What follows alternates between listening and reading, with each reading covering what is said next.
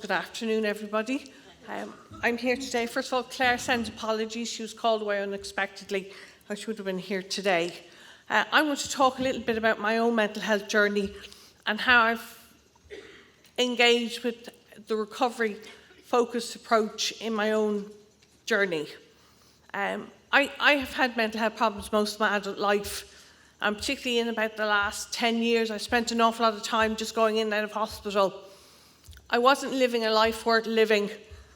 I was focused on my illness and my symptoms. However, a couple of things happened in my life that put me on the path to recovery in CH09. First of all, I received news that I was getting an apartment from Dublin City Council.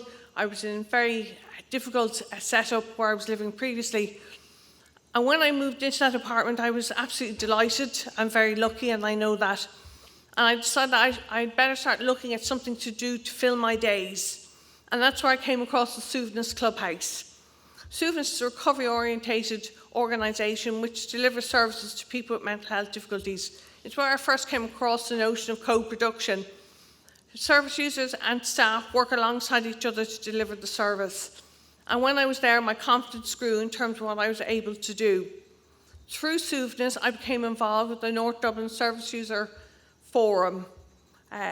On this forum, I was able to see how CH09 were approaching recovery, and we started off quite a small group, but we did a lot of work. We spoke to the junior doctors, we spoke to the registrars, we spoke to the consultants about what makes good service, what makes good outcomes for them, and what makes good outcomes for service users in their consultations, particularly when the changeover of doctors is happening.